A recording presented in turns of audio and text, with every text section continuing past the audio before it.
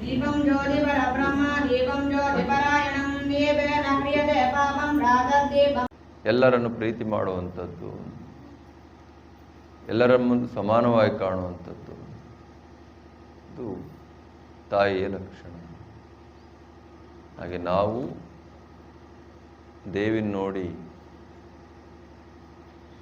ಯಾರನ್ನೂ ಸಂಹಾರ ಮಾಡಲಿಕ್ಕೆ ಹೋದರೆ ನಮಗಾಗದವ್ರನ್ನ ಪೊಲೀಸ್ನವ್ರು ಬಿಡ್ತಾರೇನು, ಹಿಡಿದು ಒಳಗಾಗ್ತಾರೆ.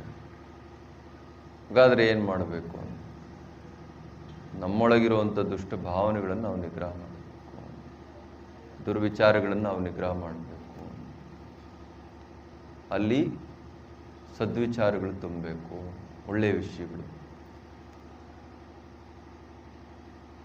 ಅಲ್ಲಿ ಪ್ರೀತಿ ಪಸರಿಸಬೇಕು. ನಮ್ಮೊಳಗೇನೆ ಪ್ರೀತಿ ಇಲ್ಲ ಅಂದರೆ ಇನ್ನೊಬ್ರು ನಾವು ಹೇಗೆ ಪ್ರೀತಿಸ್ತೀವಿ? ಇನ್ನೊಬ್ರು ನಾವು ಪ್ರೀತಿಸಬೇಕು ಹಾಗೆ ಅಂತ ಹೇಳಿದ್ರೆ ಇನ್ನೊಬ್ಬರಲ್ಲೂ ಕೂಡ ನಾವು ದೇವರನ್ನು ಕಾಣಬೇಕು. ಇದು ದೇವಿ ನಮ್ಮಲ್ಲಿ ಬಯಸುವಂಥದ್ದು, ಇದು ನಿಜ ಭಕ್ತಿ. ಇದನ್ನೆಲ್ಲ ಅಳವಡಿಸ್ಕೊಂಡು ದೇವಿ ಹತ್ರ ಹೋದರೆ ನಮಗೆ ನೇರವಾಗಿ ದರ್ಶನ ಕೊಡುತ್ತೆ.